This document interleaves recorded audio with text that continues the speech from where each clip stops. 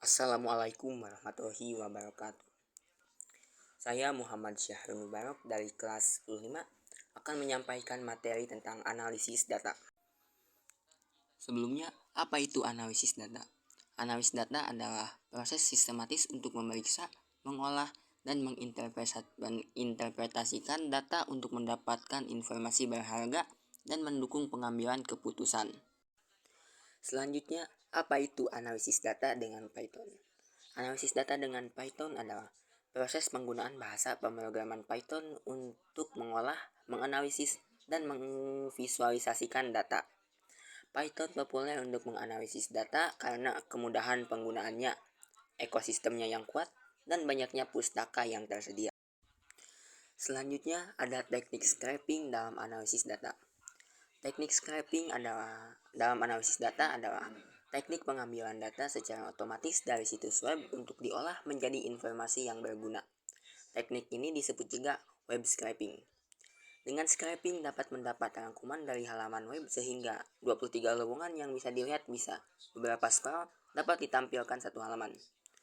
Untuk membangun web scraper, kita memerlukan bahasa pemrograman Python. Untuk menggunakan Python, kita memerlukan alat bantu yaitu Google Colab. Yang selanjutnya ada perkakas analisis data. Yang pertama, Google Collaboratory atau Google Colab. Google Colab adalah satu lingkungan pengembangan aplikasi terintegrasi yang disediakan oleh Google secara online. Karena sifatnya yang online, maka pengguna tidak perlu melakukan instalasi dan dapat langsung menggunakan Google Colab untuk menulis program dan melakukan pengolahan data dari internet.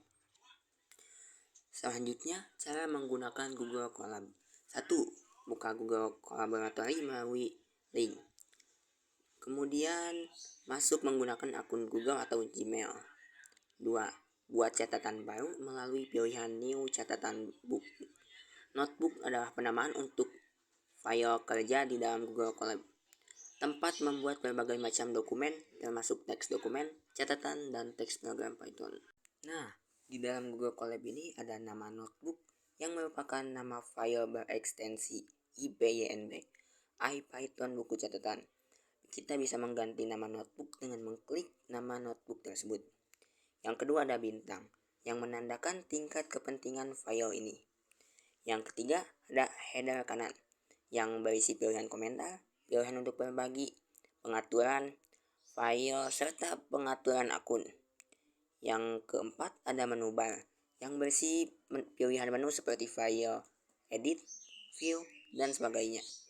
Yang kelima ada panel kiri yang berisi beberapa ikon menu seperti daftar isi, pencarian, penyisipan kode, pengelolaan file, dan pemilihan perintah.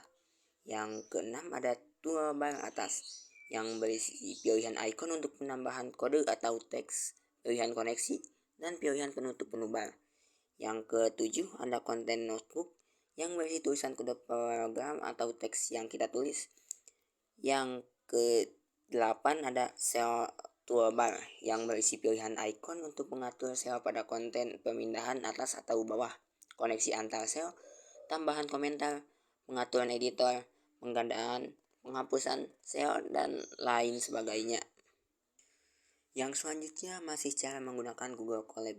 Yang ketiga, memulai membuat kode program Python dengan mencetak sebuah teks ketik satu baris kode tersebut di area konten notebook.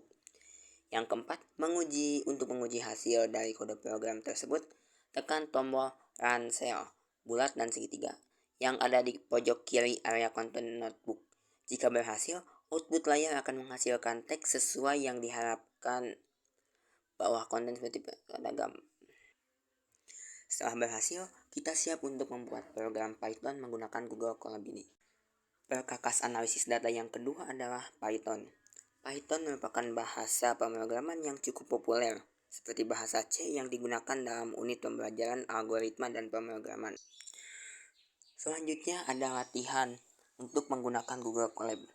Yang pertama, coba mengganti data dalam print dengan print dalam kurung 2 tambah 3 dengan tanda kutip di masing-masing. Lalu jalankan run, apa hasilnya. Yang kedua, kemudian Ganti kembali data dalam print menggunakan angka 2 tambah 3 di dalam kurung tanpa menggunakan tanda kutip. Apa hasilnya? Yang ketiga, ganti kembali data dalam print dengan print dalam kurung di masing-masing angka terdapat tanda kutip 2 tambah 3. Apa hasilnya? Dan yang terakhir, apa makna dari penggunaan tanda petik tersebut? Untuk jawaban pertanyaan tadi bisa dilihat dari video tersebut. Yang jawaban soal pertama, hasilnya tidak ada yang berubah dari 2 tambah 3 menjadi 2 tambah 3. Dan yang jawaban nomor 2, hasilnya jadi ditambah dari 2 tambah 3 jadi 5. Dan dari soal nomor 3, hasilnya angka tersebut akan berubah dari 2 tambah 3 menjadi bersatu jadi 2, 3. Dan yang terakhir, fungsi dari tanda petik adalah untuk mengupdate teks atau string serta untuk membuat komentar. Untuk lebih jelasnya bisa dilihat di dalam video tersebut.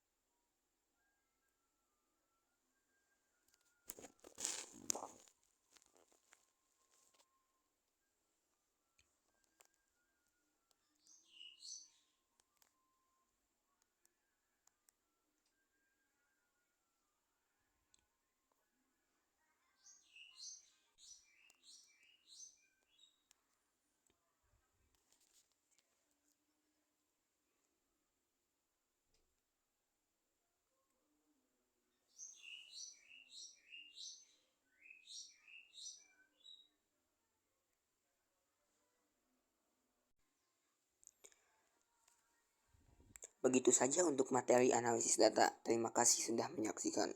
Wassalamualaikum warahmatullahi wabarakatuh.